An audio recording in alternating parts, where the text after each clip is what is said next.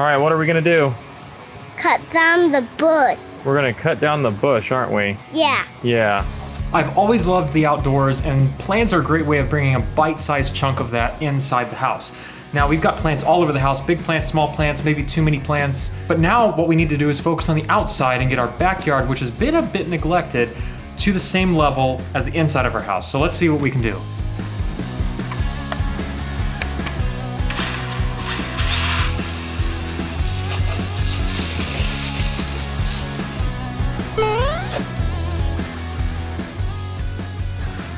This thing's been here a long time and these roots are deeper than they look. Whew. All right, we now have a hole, but let me show you what it's going to become. So we started this flower box a few weeks ago. It's been going great. We have a lot of flowers growing, wildflowers. It's awesome. And yeah, so this plant that we just took out is now gonna become another flower box. And we'll get even more flowers, more plants growing, kind of revitalize the backyard a little bit.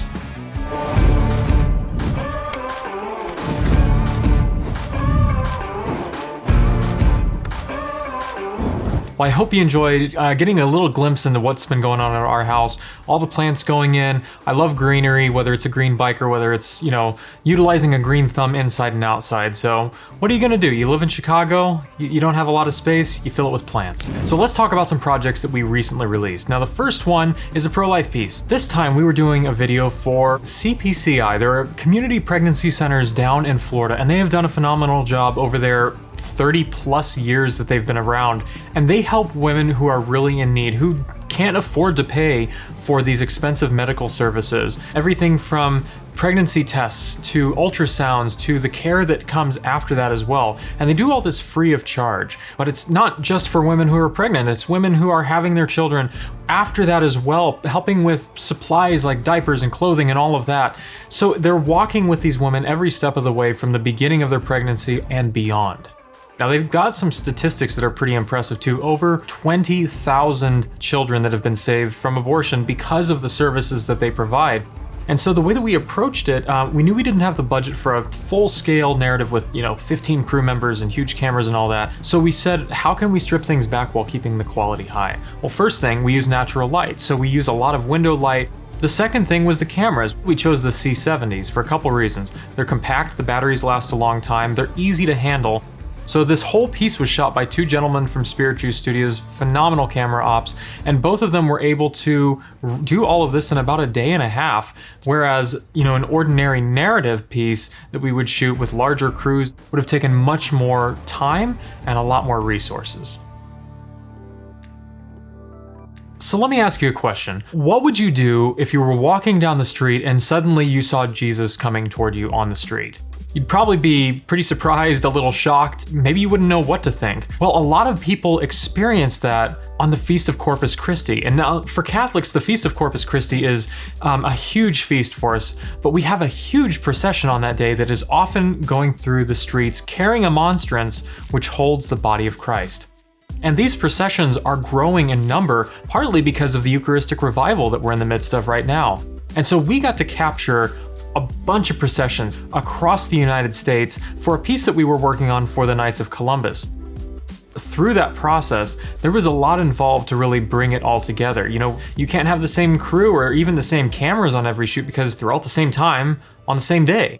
So what we did is we spent a ton of time in pre-production. We put a lot of effort into creating our creative briefs, which are essentially a download of information from the lead creative on that piece. It talks through everything from, these are the types of lenses we're going to be using, this is how we're going to be using those lenses, these are the camera techniques we're going to use. Are they going to be tripod, or are they going to be handheld, or maybe it's some sort of stabilization like a gimbal?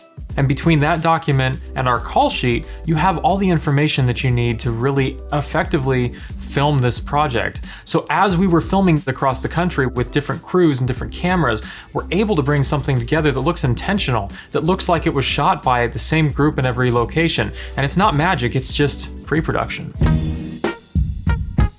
we're looking to evangelize in a new area, and that's social media platforms that are about quick content. So how can we infuse Jesus into those elements, right? So we came up with a series called Real Homilies, R-E-E-L, and that has to do with these quick 60-second snippets that talk about the gospel. They come out on Saturdays, so they're great to kind of prepare yourself for what you're going to be hearing either Saturday night or Sunday morning at Mass. We're doing this with Father Tim. He's one of the chaplains at UIC at the John Paul II Newman Center. Now, Father Tim does a great job of bringing things like pop culture and current events in because he's got a lot of experience working with college kids. Man, I feel old. Everything okay? Everything's cool, dude. College kids, college students. He does a lot with college students and working with people who are on social media. So if you're looking for 60 seconds of wisdom, really, go to realhomilies.com. That's REEL homilies.com to sign up to be notified when they come out, or check them out at Instagram, Facebook, other social media platforms as well. I always enjoy watching them. I hope you do too. So through the month of August, I hope you have the opportunity to check out some of these videos that we talked about. And hopefully outside of that, you're able to maybe do some gardening, whatever you do outside, because heaven knows, being in Chicago, we're gonna have summer for about 2 more weeks. Then it'll be winter. See you next month. Looking plentiful like the inside is. Airplane. One of the little, I don't want to go into that, sorry.